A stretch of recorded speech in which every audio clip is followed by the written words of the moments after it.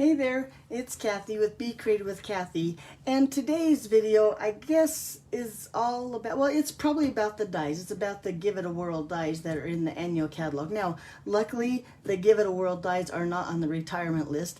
As most of you know, the annual catalog is getting ready to retire. We have a new catalog coming out May 3rd.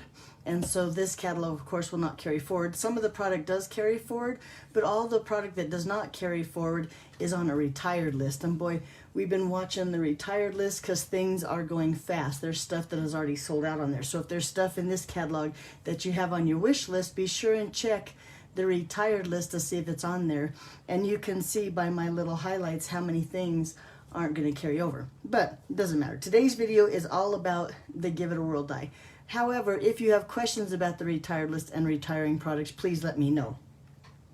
But I'll tell you, these I would call like a Viewmaster card, and Viewmaster cards have been around a long time. Look, this is a terrible Viewmaster card. Probably my first one that I ever did a long time ago where you had to do all the work. It's awkward, it was awful compared to now. And then I used this Give It a Whirl dice to make what I call a Viewmaster card, and this is my first attempt. Not too bad, right? And then you've probably seen videos with me getting a little better with the Viewmaster cards. And then here's another one. But then I saw, and too bad, this is on the retired list. The turtle is already gone. This is on the retired list. It's everything, not everything's retiring, but a bunch of stuff. But anyway, back to what I was saying. Then I saw a lady that has a blog named Creative Treehouse, and she did a card like this. And that's using the Give It a Whirl dies without the Viewmaster, and look how cute that is. In fact, we did this at our club this month, which I think was a really cute card because we're using the Ladybug bundle in our club for the next 2 months. But then look how cute it can look if you put just a little butterfly on there. Now this is from, oh shoot, what's this is from? It's on the retired list too. Thoughts and I can't remember the name of the stamp set, but look how cute that card is. So then I started thinking about it. Now in the catalog, the Give It a Whirl dies are only mentioned on page 57, and it goes with this stamp here. So I thought, okay, because I'm addicted to bundles and things that coordinate, I went ahead and bought this stamp set too, and haven't even played with it, and sadly enough to mention that it's on the retired list. So I thought, okay, let's get out that stamp set and let's make a card. And this was the first card I came up with. I think this one is really cute. Look how that little puppy dog flies around that rocket ship. Now on this one, I took the little stamps in the stamp set like the globe and the stars and just embossed on the background just to make sure that the little dog would be able to get over those with the little magnet like that. And I thought that one turned out really cute. And then I went another step further and I thought, what if we had a black background like this with the designer series paper? So this is what I'm going to show you how to make today. Now I'm not going to show you a lot of die cutting. I'm not going to show you a lot of coloring because I've done that all in advance. What I really want to show you is how you can take that little magnet and turn it into not a Viewmaster card, but use that Give It a Whirl dial to give him some movement there on the card. Okay. So the first thing I want to let you know, this stamp set does not come with dies. And when I get a stamp set like that, especially when it's a nice outline like this, I usually take, let me see, I had it here, yeah, a paper like this. And I just stamp a bunch of them and I color them. Now these two, I didn't like the way their face turned out, so I crossed them out. And then I just run it through my brother Scan and Cut and have him cut all of these out for me. Then I have a bunch of little pieces that look like this that I can just play with and make lots of cards and don't have to stop and fussy cut and all that. So that's just how I do it. And if you want to see how I colored these, look, I have all the Stampin' blends I used. I probably used, like, I don't know, I used a ton of different colors. So I'm not going to really have a list on my website of all the Stampin' blends I used, but just know that there's so many different ways you can color these cute little,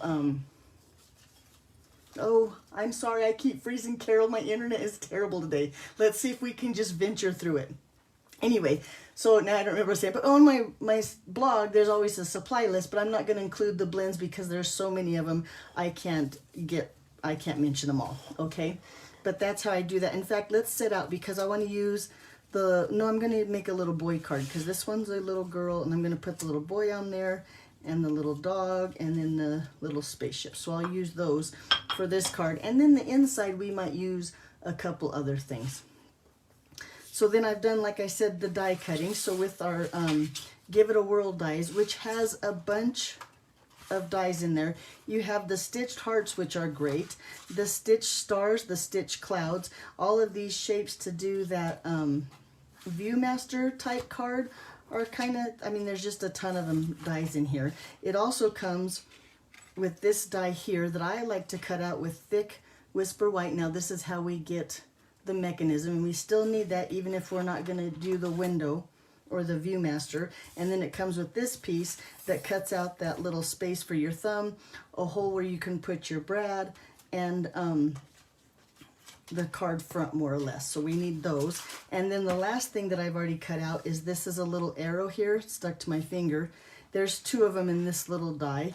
And I cut this out with basic white, but I made sure that I put the adhesive sheets on the back, because with the adhesive sheets, that's how you get that little arrow to stick to your cardstock. I tried glue. Well, I think that's all I tried was liquid glue and trying to get it to stick to there without, because every time you run your thumb over it, it gets loose. But with the adhesive sheets on the back, that little arrow stays put. So that's how I'd suggest that you do that little arrow. Now I've also cut out with the layering circle dies, a die, the largest scalloped, and then I'm going to use the circle dies that's the largest non-scalloped circle, and on the back I'm going to lay this on here. Let me find a pencil. I thought I had a pencil right here. Here's a pencil. And I'm going to just hold that and draw that circle on the inside of my die. Like, whoop, I got a thumb in there. Like that. But a real light circle. It doesn't matter. It's the back. We're not going to see it when we put the card together. So there's one. And then one more piece that we need for our card today is for that sentiment. So I took the stitch rectangle dies and I used this die right here, and that's what we're going to put our sentiment on in the front of our card. Okay, so then I do have a piece of basic black. This is going to be our card base. I'm going to go ahead now and fold that in half. It's just your regular 8.5 by 5.5 scored at 4 1/4. That, and then I do have a piece for the inside that's just basic white that is 5 1/4 by 4. So there we go. So let's start with this piece here. Well, no, I'm going to start with this piece here. So like I said, on the back I have this circle here, and I'm going to take some adhesive strips. These are foam adhesive strips, and I'm going to follow that pencil line with the foam adhesive strip, just like this.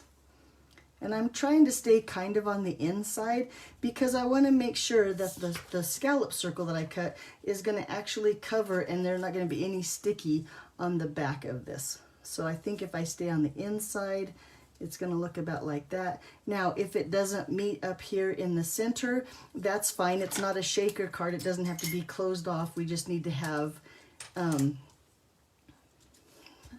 a foam strip on there holding our cardstock up.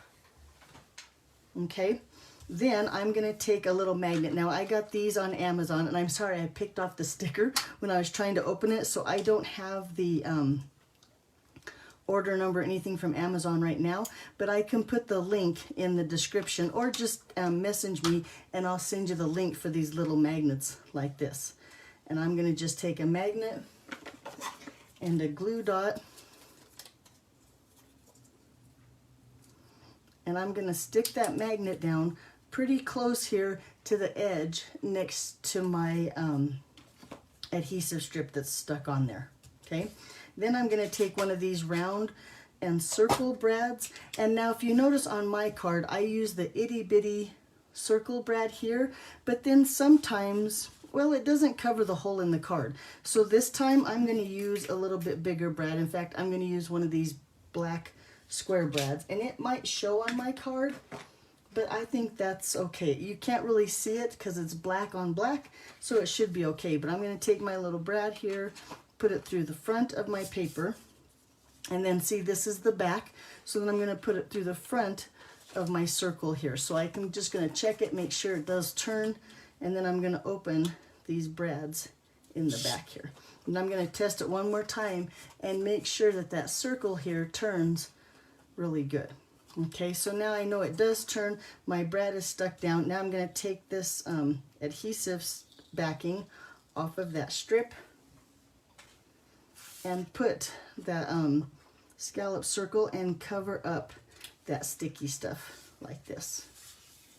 And then one more time, I'm just going to check it, make sure, yep, this piece still spins here. That's very important. And then I'm going to go ahead and put some adhesive strip down at the bottom of my card base, and then along the top.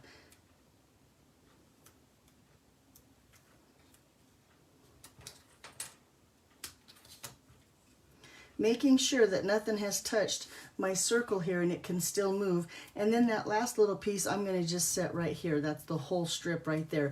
Now you can get, put it up the sides here and stuff, but I haven't had any problems with my card sagging or getting in trouble, so I've left it just like that. And then I'm going to go ahead and take this off, the backs off of those.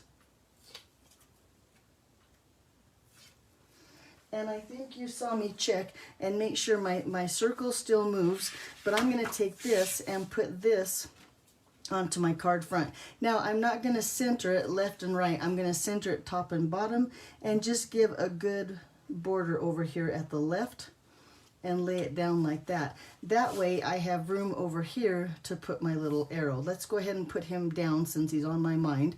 I got to take that adhesive back off from the adhesive sheet that's on the back of him. Just like that. And now it's a sticker, and I can, well, maybe I can stick it in my finger, there we go, and lay it down just like that. Okay, so now with my other magnet here, my second magnet, I gotta find that little magnet. It's in the back, but look how he'll find it. It goes like that, and he's gonna stick now exactly where you want him. So let's just make sure. Yep, look how cute it goes around in the circle like that. Okay, so now it's time to decorate the front of our card. So let's really quick, I forgot that I need to stamp one little thing. Let me find my stamp set again, because I need to stamp this, "You are out of this world." So, and on the inside, I'm going to stamp, "There's no one like you." No, I think I'm going to stamp the whole "Have a happy birthday" on the inside. Yeah, and I'm going to stamp "You are out of this world" on that little piece here in just some black memento ink. And so the black memento ink is what I used before I colored all my little pieces too. So if you're using Stampin' blends, you need to use memento ink. Let's see if I can get this stamped on here straight without getting my head in the camera. Put it about there. I'm going to hold in, let that ink sink in, because the world is a pretty solid stamp. Oh yeah, look in, there we go. And then on the inside, oh, and I'm going to grab the little stars too, because I'm going to put those on the inside of my card too. But on the inside, I'm going to put "Have a stellar birthday" in that same black ink. I should have practiced, but yeah, we'll just go for it. If it's not right, I'll turn it over and do it again. Now look how cute that turned out. Then some little stars here. And then while I'm at it, and I have my little, or all my Stampin' blends right here, I'm going to just grab one of those Daffodil Delight real quick. I think this is the dark, and color in those little stars.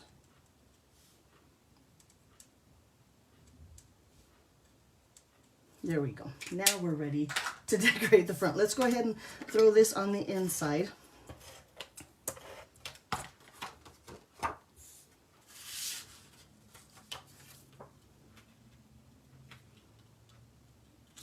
So now the inside of our card. Okay, I'm going to put some dimensionals on the back of this. And today, because we're using black paper, I'm going to use the black dimensionals.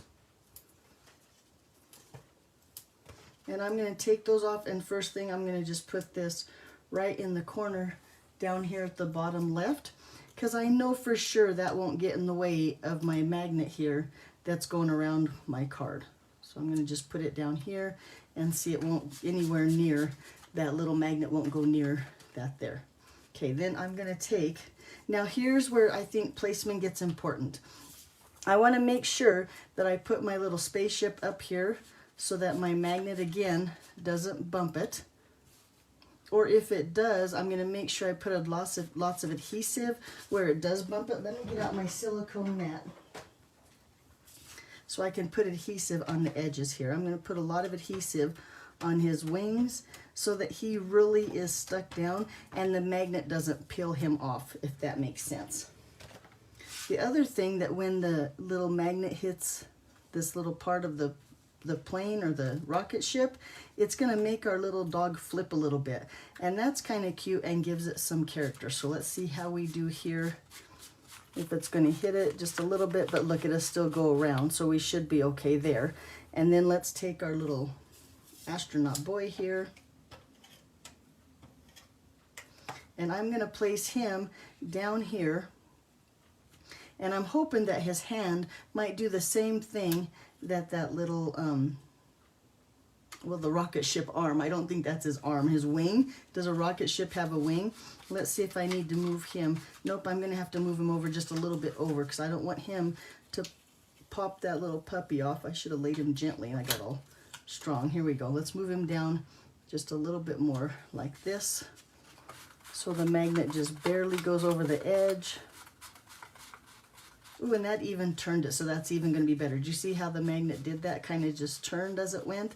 That means that little dog is going to kind of do a flip as he goes by. So then I'm going to take another dimensional and I'm going to lay it right here on top of that magnet. And then I'm going to take my dog and put him, and I'm going to try to get the center of the dog just so he has more leverage. That now, once you have the magnet on the dog, you can turn it over and check.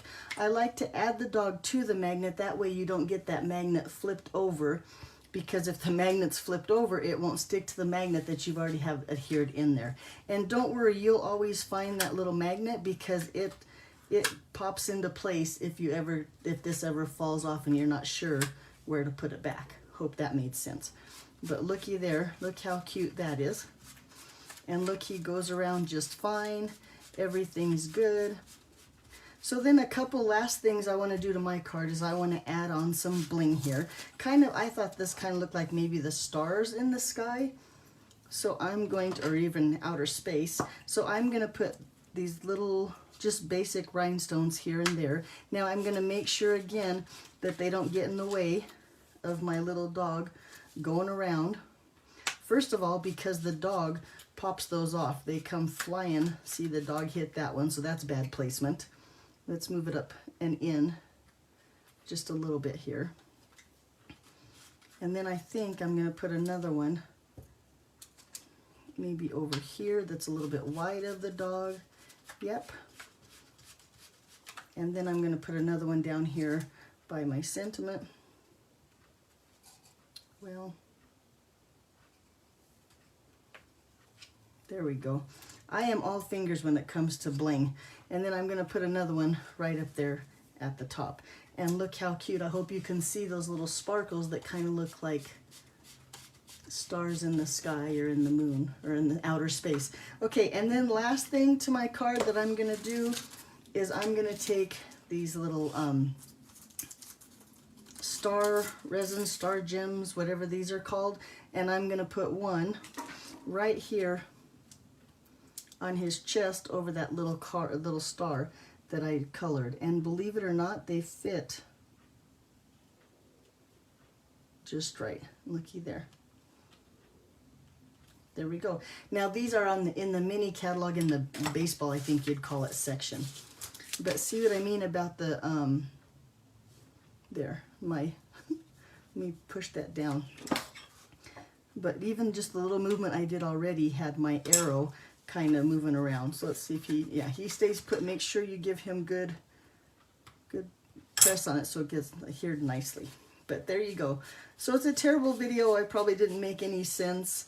I hope that I wasn't freezing up all the time, but I hope you'll give these little magnet cards a chance. I think they're really cute when they're done, and like you saw, the preparation is all the work. It's a really simple card and fun to put together. So I have a feeling that the person that gets in the mail is going to think it's even more fun. There you go. So there's my card for today. Thanks for watching, and I'll see you back here on Thursday.